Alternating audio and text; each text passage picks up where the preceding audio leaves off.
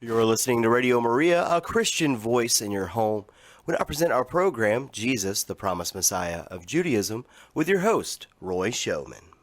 Hi, this is Roy Showman, and welcome once again to Jesus, the Promised Messiah of Judaism, the show on Radio Maria that celebrates the Jewish roots of the Catholic Church, or seen the other way around, that celebrates the completion, the fulfillment, the full realization of the promise of Judaism in the Catholic Church and her sacraments.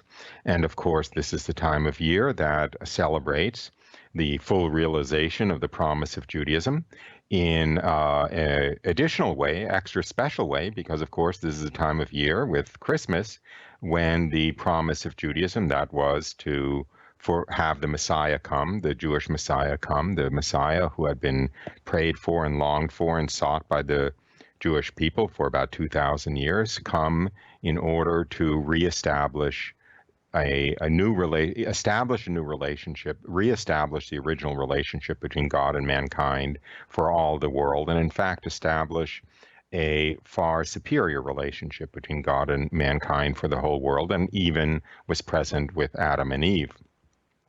And this fulfillment of Judaism, this realization of the promise of Judaism with the birth of the Messiah, is of course celebrated on Christmas.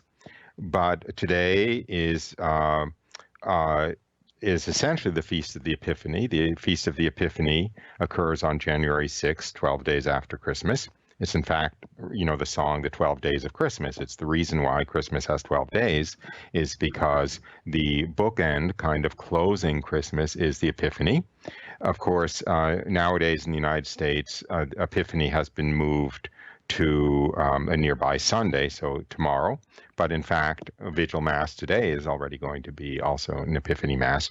So I want to spend today talking about the Feast of Epiphany, and in particular, how deeply linked the Feast of Epiphany is to the transformation of Judaism into Catholicism.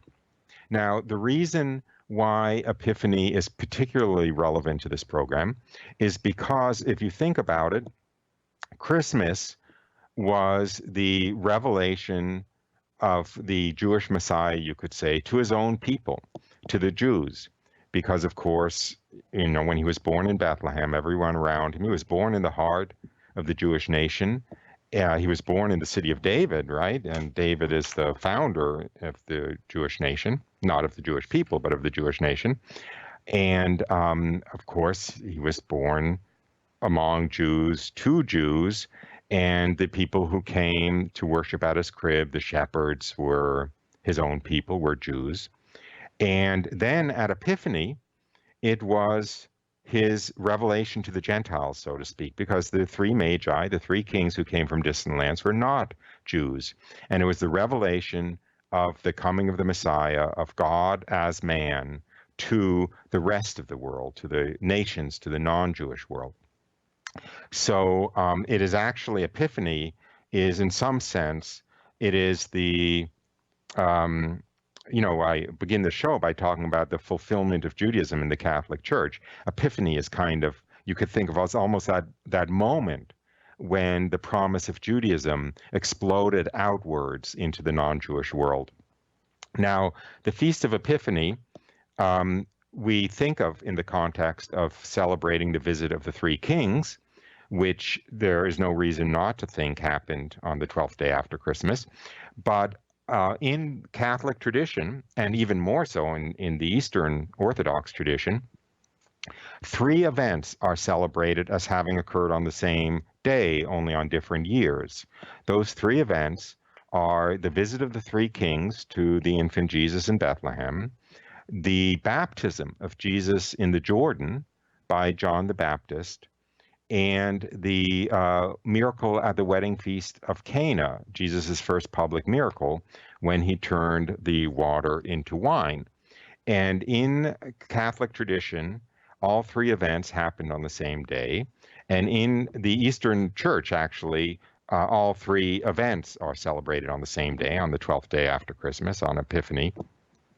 However, the Western Church has decided to give the baptism in the Jordan its own feast day, and the miracle at Cana its own day of celebration because it didn't want those wonderful events to be overshadowed by the visit of the three kings. In other words, if all three were celebrated on the Feast of the Epiphany, people wouldn't be paying that much attention to the baptism in the Jordan or paying that much attention to the miracle at Cana because they would be so overwhelmed by this the celebration of the visit of the three kings.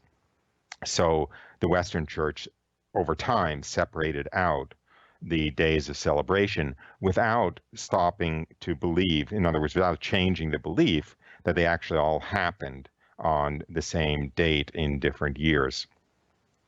To be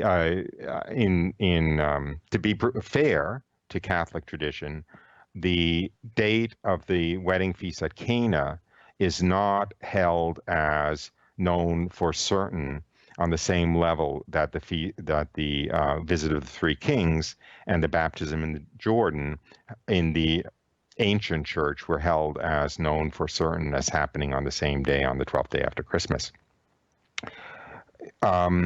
So let me read a little bit from the liturgical year by Dom Guéranger. Now, if you don't know the liturgical year, I can't recommend it too highly.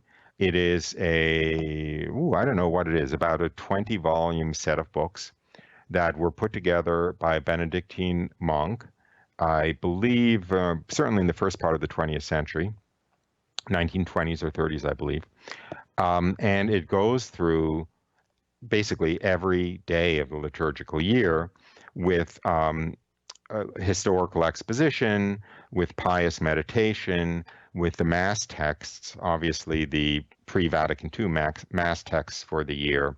And it's a wonderful way to celebrate the unfolding of the church year day by day. And actually it's a very good way to start your day. I mean, it's a good form of morning prayer every morning is to read Dom Guéranger's liturgical year for that day. And it's available for free PDF downloads on the internet. It's a long since out of copyright. So it's completely legitimate and legal to download it off the internet. If you just search for, liturgical year in quotes or something, you'll probably find it without too much difficulty. Dom Guéranger is spelled Gueranger is his last name. If you search for that, you'll find it. It's also available in print, but as I said, in 20 volumes, so it's on the expensive side. It's probably a couple of $100 for the 20 volume set. Anyway, so I'll read a little bit about what he says about Epiphany, and then I will talk about the underlying dynamic of the spreading of Judaism into the Gentile world. That's kind of encapsulated in Epiphany. So turning to Dom Guéranger, the Epiphany is indeed a great feast, and the joy caused us by the birth of our Jesus must be renewed on it. For as though it were a second Christmas day, it shows us our incarnate God in a new light. It leaves all the sweetness of the dear babe of Bethlehem who has appeared to us already in love, but to this it adds its own grand manifestation of the divinity of our Jesus. At Christmas, it was a few shepherds that were invited by the angels to go and recognize the Word made flesh. But now at the Epiphany, the voice of God himself calls the whole world to adore this Jesus and to hear him. In the early church, there were united in the one same Epiphany three manifestations of Jesus' glory: the mystery of the Magi coming from the east under the guidance of a star and adoring the infant of Bethlehem as the divine King; the mystery of the baptism of Christ, who, while standing in the waters of the Jordan, was proclaimed by the eternal Father as the Son of God; and thirdly, the mystery of divine power of the same Jesus, when he changed the water into wine at the marriage feast of Cana. Now, let me, this is of course Roy talking again, let me elaborate a little bit. Note that these three events that happened on the same day in different years all were proclamations of the divinity of Jesus. The birth of Jesus in Bethlehem at Christmas was an announcement, so to speak, of the incarnation of the humanity, of the human nature of Jesus. The Epiphany, when his divinity was shown to the three magi, or manifested to the three magi, was a proclamation of his divinity. The baptism in the Jordan, when the heavens opened and God the Father's voice came forth and said, "This is my Son in whom I am well pleased," is a manifestation of Jesus' divinity. And changing the water into wine at the marriage feast of Cana, the first public ministry, is, of course, a manifestation of Jesus's divinity. So one can think of Christmas as the manifestation of Christ's humanity, and of the Epiphany as the manifestation of Christ's divinity. As I said earlier, you can think also of Christmas as the introduction of the Messiah to the Jews, and Epiphany as the introduction of the Messiah to the Gentiles, to the rest of the world. Then Dom Guéranger goes on to discuss whether the three mysteries really take place on the same date. His answer is that with regards to the visit of the Magi and the baptism in the Jordan, there is no doubt among the essentially church fathers and devout Catholic writers as to the marriage feast of Cana. It's far less certain. Back to Dom Guéranger, that the mystery of the vocation of the Gentiles should be made thus prominent by the Church of Rome is not to be wondered at. For by that heavenly vocation which in the three magi called all nations to the admirable light of faith, Rome, which till then had been the head of the Gentile world, was made the head of the Christian Church and of the whole human race. Now, that's a very interesting observation he's making. If you think about it, of course, Judaism was the center Jerusalem was the center of Judaism, and Bethlehem is, by the way, a short walk from Jerusalem. It's about 5 miles. Before there was so much violent tension in the area, it was a very easy and pleasant way to visit Bethlehem. It was like an hour's walk from Jerusalem, so it's essentially, outside Jerusalem. Jerusalem was the center of Judaism, and Judaism was God's self-revelation to the Jewish people. With the transition from Judaism into its fulfillment in the Catholic Church, God's manifestation shifted from being uniquely to the Jewish people to being to the Gentile world, and the center of God's religion shifted from being Jerusalem, the center of the Jewish people, to Rome, which was at the time the center of the Gentile world. So in a way, the relationship between Christmas and Epiphany is reflected in the relationship between Judaism being centered in Jerusalem and Christianity being centered in Rome. Back to Dom Guéranger. I'm skipping. That's skipping over what I can. So that's I apologize for the short hesitation. Let us then open our hearts to the joy of this grand day, and on this feast of the Theophany of the holy lights of the three kings, let us look with love at the dazzling beauty of our divine Son, who, as the psalmist expresses it, runs his course as a giant and pours out upon us floods of a welcome and yet most vivid light. Mary, the throne of divine wisdom, welcomes all the members of this court with her gracious smile of mother and queen. She offers her Son to man for his adoration, and to God, that he may be well pleased. God manifests himself to men because he is great, but he manifests himself by Mary because he is full of mercy. Let us return to the triumph of our sweet Savior and King. His magnificence is manifested to us so brightly on this feast. Our Mother, the Church, is going to initiate us into the mysteries we see and celebrate. Let us imitate the faith and obedience of the Magi. Let us adore with the Holy Baptist the divine Lamb, over whom the heavens open. Let us take our place at the mystic feast of Cana, where our dear King is present, thrice manifested and thrice glorified. In the last two mysteries, let us not lose sight of the babe of Bethlehem. And in the babe of Bethlehem, let us not cease to recognize the great God in whom the Father was well pleased and the supreme ruler and creator of all things. So you see what Dom Guéranger is doing here, again, is kind of like underlining this incredible beauty of the relationship between Christmas and Epiphany. In Christmas, we are adoring and celebrating the pure love of the sweet babe of Bethlehem. And in Epiphany, we are celebrating and adoring the magnificent, exalted divinity of Christ God. And yet, they are two sides of the same coin. They are one and the same person. And because of the, exploding weight and significance and glory of those two sides of the coin, so to speak, they are separated in the Feast of Christmas and the Feast of Epiphany, and they are joined together in the relationship between the Feast of Christmas and the Feast of Epiphany. Boy, I hope that made sense to you. I think it's unspeakably beautiful. Unspeakably beautiful. So I think usually around halfway through the show, I take a short musical break, and I'm going to do that now in a moment or two. This is a live show. I don't have a dedicated guest for the show, obviously.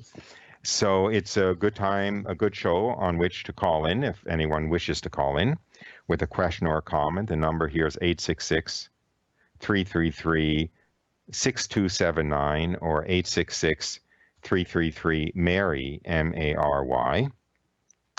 And if you call in during the break, I will check for any calls coming out of the break and first take the calls.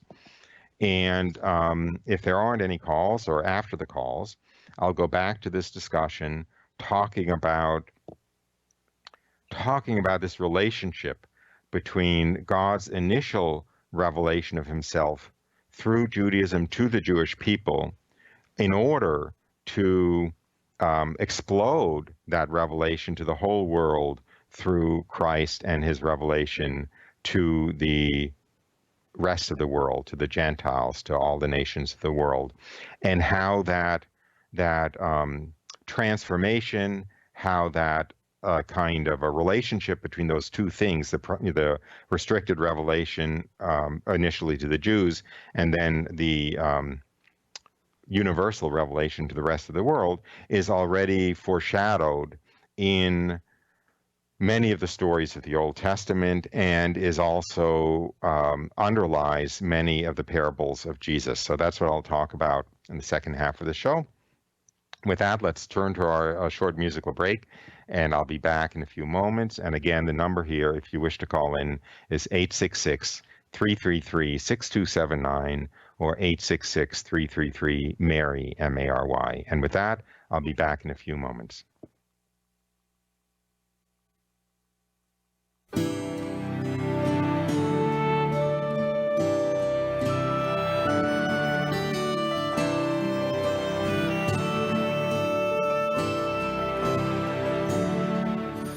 You who dwell in the shelter of the Lord, who abide in his shadow for life, say to the Lord, my refuge, my rock in whom I trust, and he will raise you up on eagle's wings, bear you on the breath of dawn, make you to shine like the sun, and roll you in the palm of his hand.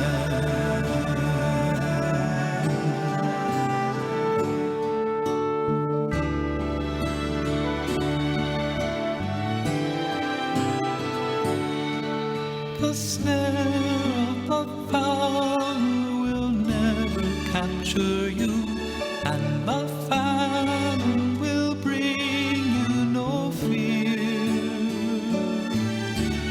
Under his wings find refuge, his faithfulness your shield.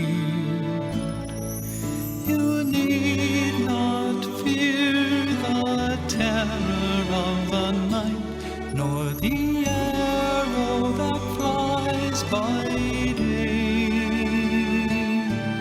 Though thousands fall about you, near you death shall not come, and he will raise you up on eagle's wings, bear you on the breath of dawn, make you to shine like the sun,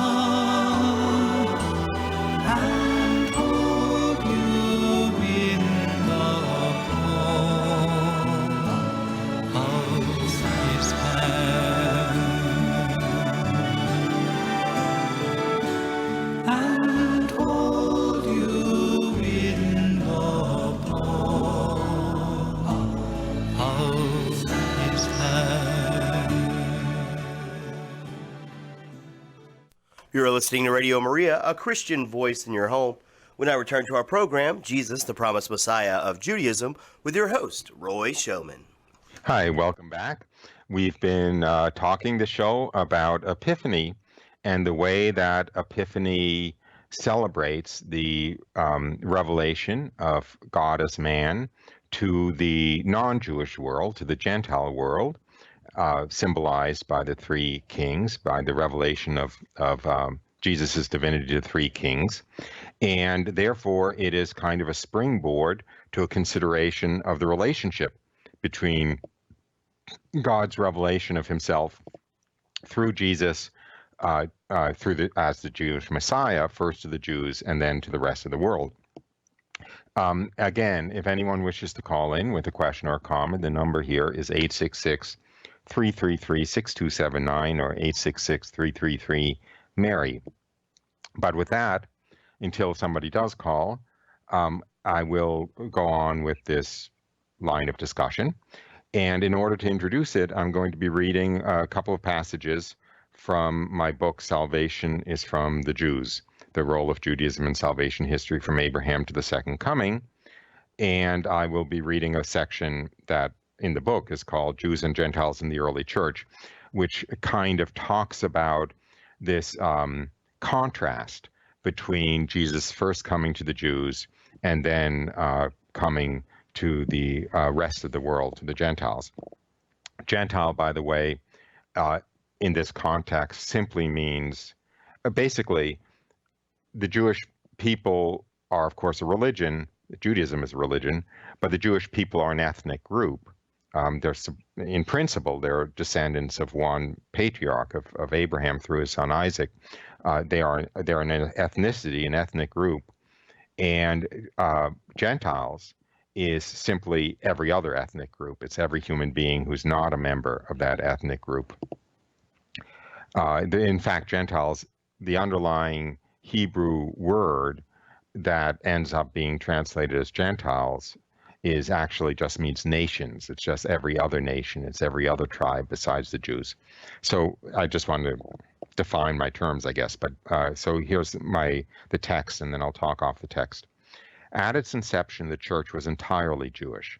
All of the very first members of the church, the apostles, the disciples, and the center and heart of the church, the Blessed Virgin Mary, were Jews. During his life and ministry, Jesus repeatedly stated that the salvation which he brought was meant, at least at first, preferentially for Jews. We see that when he commissioned the disciples to go out and preach the good news, he actually restricted their evangelization to Jews.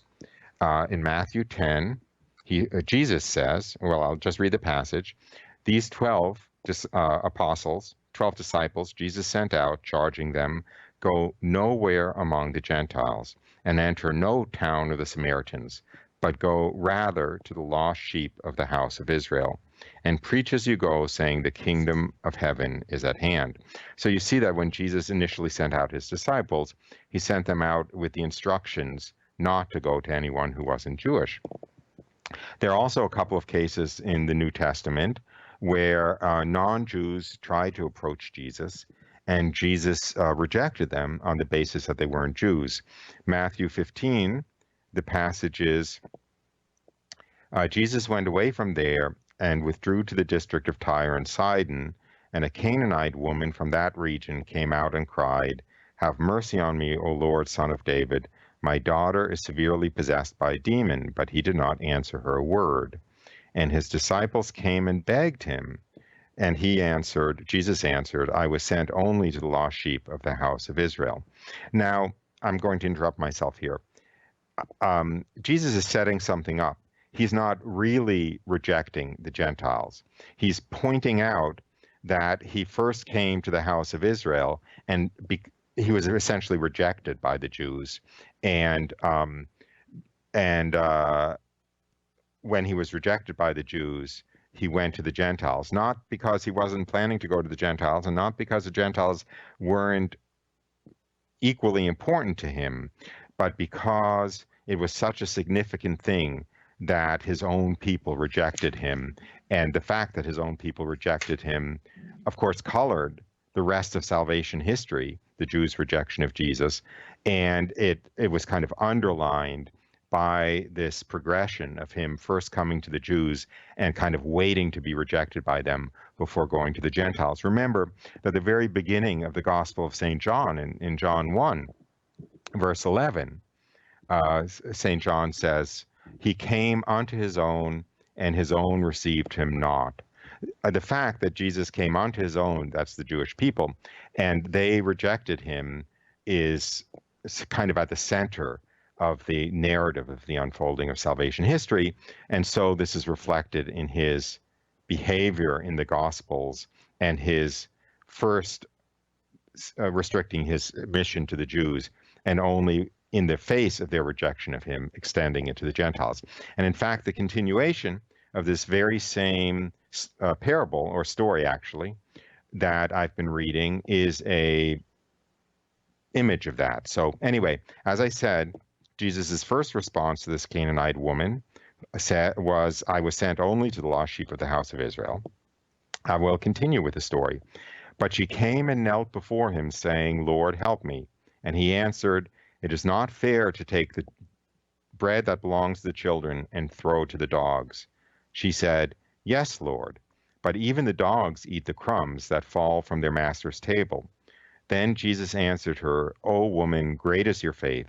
Be it done for you as you desire. And her daughter was healed instantly. So you see that I'll just go back to my text. It is not fair to take the children's bread and throw to the dogs. The children clearly represent the Jews, and Jesus' mission was initially visibly directed to them. But when she said, even the dogs eat the crumbs that fall from their master's table, that reflects the fact that when the children, that is the Jews, are so careless or unappreciative that they let the food fall to the ground, don't take advantage of what Jesus is offering them, then the right to it passes to the Gentiles.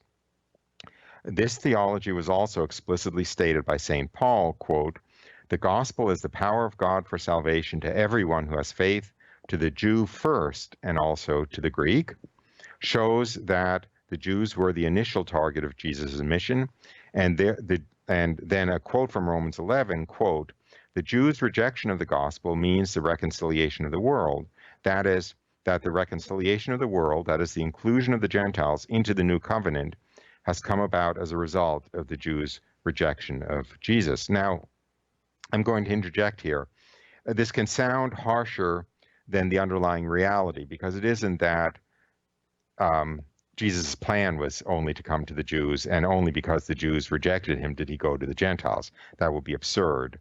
That's not what's going on here. But what's going on here is that the unfolding of salvation history has this central pattern of basically of the initial recipient of the blessing, of the extraordinary blessing of God, being in some sense unworthy of it, not appreciative of it, rejecting it, or failing to live up to it.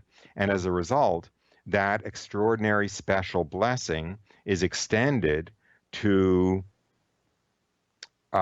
someone else. In the Old Testament, it's extended to the second son. So I'll go into that a little bit now. We see this in both the story of Cain and Abel and the story of Esau and Jacob. In both cases, in the case of Cain and Abel, Cain was the eldest son, and so would have received the father's special blessing. The Old Testament is characterized by the eldest son having a very special blessing and basically the inheritance too. Cain, as the eldest, would have been entitled to it, but he was unworthy, and Abel was favored.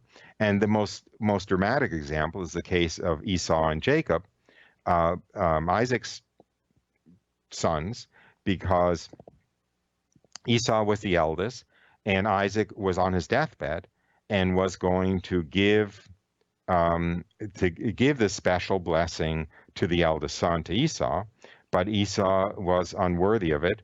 And incidentally, through the intercession of the mother, who was a picture of the Blessed Virgin Mary, Jacob, the younger son, who was not initially the one who was intended to receive the blessing, received it instead because he was worthy of it. So this pattern it's actually a foreshadowing of the pattern of the blessing, God's special blessing, being extended first to the Jews, and then when they did not prove themselves worthy of it, being extended to the nations. Again, not because God cared less about the nations, but just because this is like a mystery of the way the economy of salvation unfolds. Now, there are a number of New Testament parables that address this very same issue. So I think I will spend the last 15 minutes or so of the show talking about them. One of them, of course, which does expresses it quite explicitly, is the parable of the prodigal son. I think most of us are familiar with the parable, but it's certainly worth reading, so I'll read it.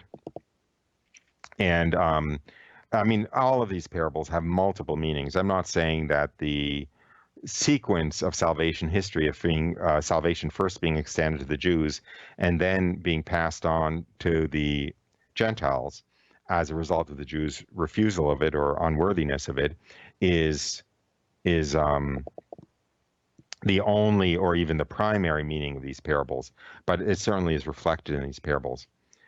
So this is reading from Luke chapter 15, starting with verse 11.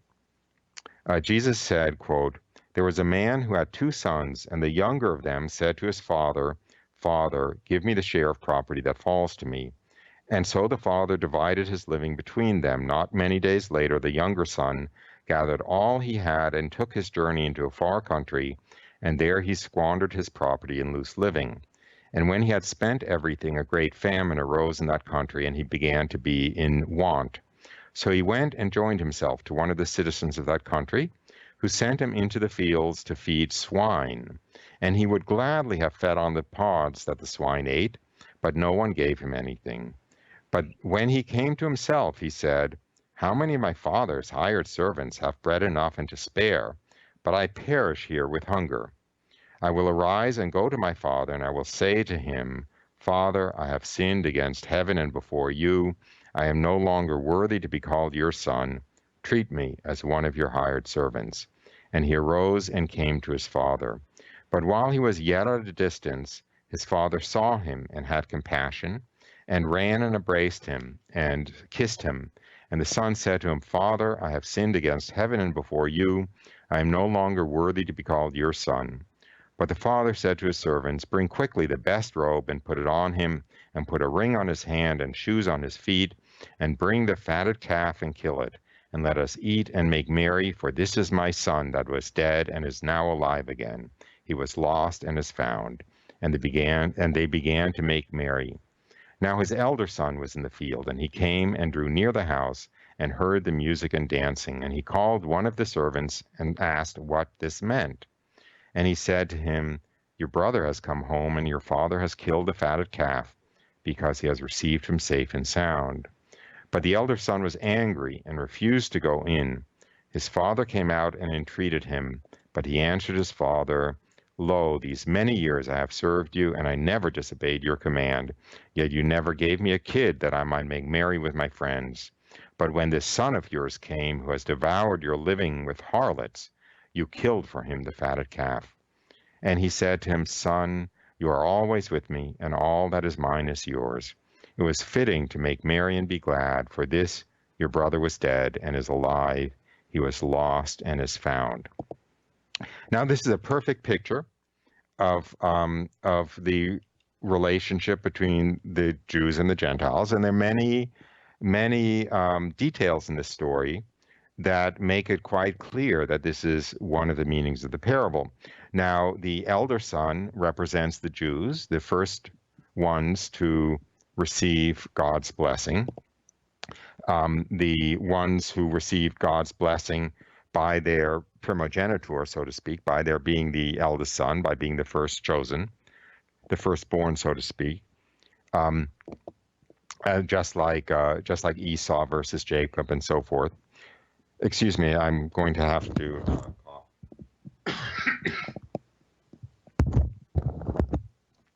and the younger son represents the Gentiles. Now, the father represents God, and they were both his sons, but the Gentiles estranged themselves from God, went into a distant country,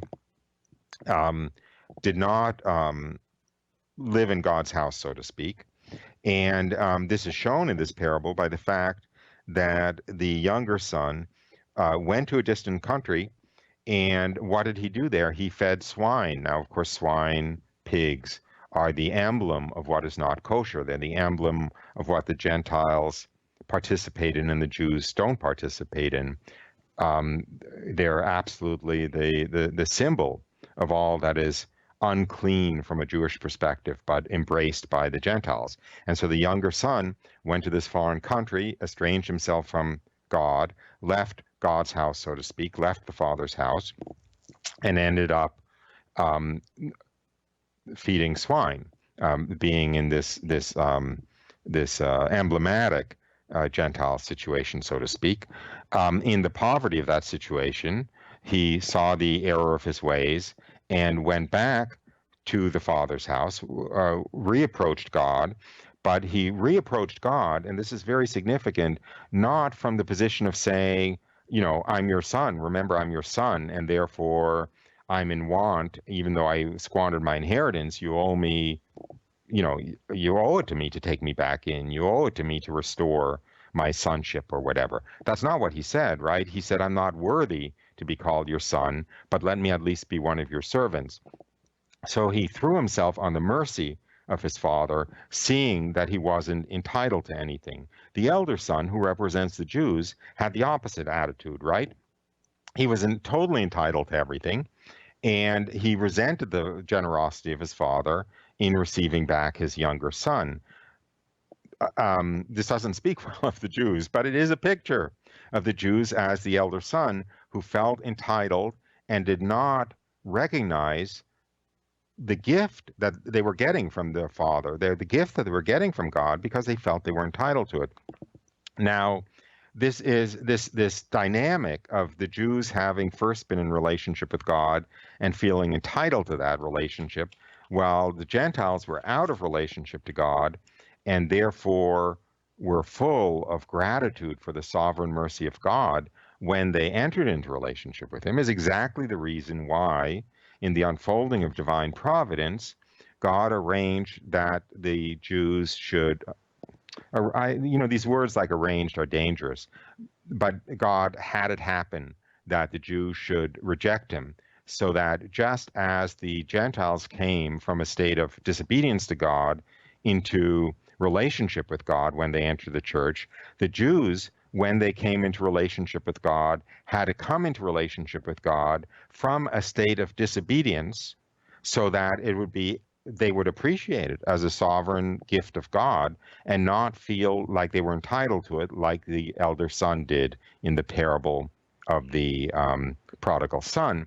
And lest you think I'm making this up, let me turn to Romans 11, St. Paul in Romans 11, near the end of the chapter, where St. Paul makes it totally explicit that this is why the Jews had to pass through this period of disobedience. That's the period between the first and second coming, where they are being essentially unfaithful to God or out of relationship with God, so that when they can come into the church and come into the fullness of relationship with God, which they had before the first coming of Christ, they will also have the attitude of gratitude and not the attitude of entitlement, that they will have the attitude of the prodigal son, because of course we're all prodigal sons.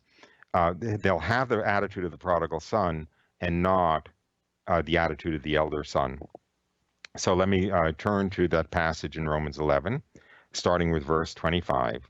Lest you be wise in your own conceits, I want you to understand this mystery, brethren. A hardening has come upon part of Israel until the full number of the Gentiles come in, and then all Israel will be saved. As regards the gospel, they are enemies of God for your sake, but as regards election, they are beloved for the sake of their forefathers, for the gifts and the call of God are irrevocable. Just as you were once disobedient to God, but now have received mercy because of their disobedience, so they have now been disobedient, in order that by the mercy shown to you, they also may receive mercy. For God has consigned all men to disobedience, that he may have mercy upon all. God has consigned all men to disobedience, that he may have mercy upon all. You see, that is, in God's wisdom, his way of avoiding the elder son syndrome, his way of avoiding the danger of the Jews when they come into the ultimate relationship with God, which is offered through the Catholic Church and the sacraments, to protect them from having the attitude of the elder son, that, come on, we've always been good, we've always been faithful, we deserve this, and not be on their knees in speechless thanksgiving for the immensity of this unmerited, unearnable, impossible to earn gift of God, which he's given us in, frankly, our divinization, in our having a share in his divine life for all eternity. The elder son did not deserve his inheritance. The younger son did not deserve his inheritance, but because the younger son went through a period of disobedience, when he came to the Father, it was on his knees in humility and thanksgiving, whereas the elder son stood proud in arrogance. And when the Jews come to God, they have to come to God on their knees in humility and thanksgiving and gratitude, not standing upright like that elder son. So that's why the Jews were not allowed, so to speak, to come directly into the church from their elder son position of already being in relationship with God, but they had to have this passage through separation so that they would have the proper gratitude when they came. I hope this is clear. Let me go back now, if I can find it in time, to what I had been talking about, because of course this picture, this picture of Jew versus Gentile, and the Gentile having the attitude of gratitude versus the danger of the Jews having the attitude of entitlement, is at the heart of this mystery in some sense. It's at the heart of all the other parables, by the way, which I did not have time to get to today. But I will just read one other passage from the New Testament, Matthew 8, which is the story of the centurion. Again, it's a story of this interplay between the Jews and the Gentiles, and the initial blessing and the humility of the Gentiles. So starting with verse 5. As Jesus entered Capernaum, a centurion came forward to him, beseeching him, saying, "My servant is lying paralyzed at home in terrible distress." And Jesus said to him, "I will come and heal him."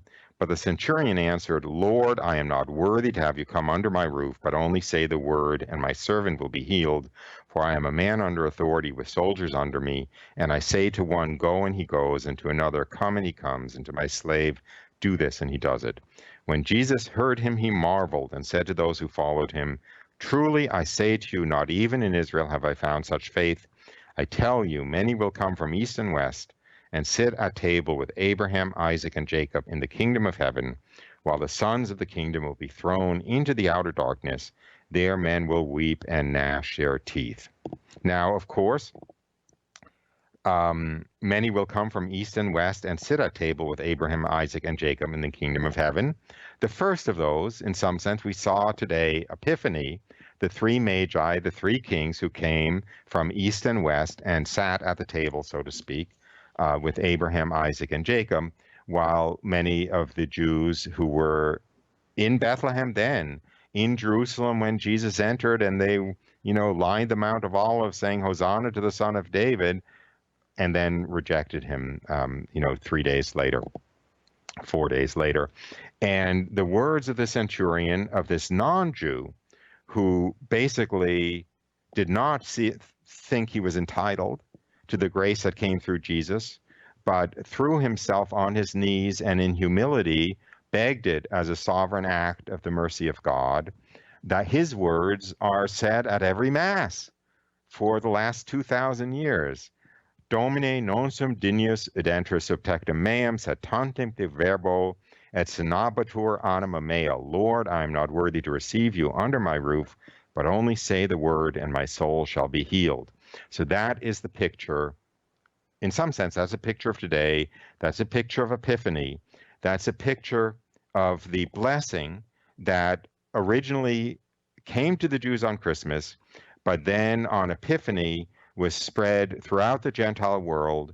And as the Jews were the first recipients of that blessing, the time came for the nations of the world to be the primary recipients of that blessing, until after a period of disobedience, the Jews shall, after a period of disobedience, which the end of which will be marked by the full number of the Gentiles coming in, the veil, the hardening of the Jews, as St. Paul said in Romans 11, will cease. The veil will be lifted from the eyes of the Jews, and they too will come into the church, but with this beautiful attitude, "Lord, I am not worthy to receive you under my roof, but only say the word, and my soul shall be healed." And with that, we've come to the end of our time for today on this very, very beautiful feast day of Epiphany. I want to wish you a very, very, very blessed end of the season of Christmas and continuation of these beautiful feasts of January, and a very blessed 2018. And I hope you enjoy this show, and I hope you in 2018 continue to listening to us on Radio Maria, Jesus, the promised Messiah of Judaism. That's all the time we have for today. Bye for now.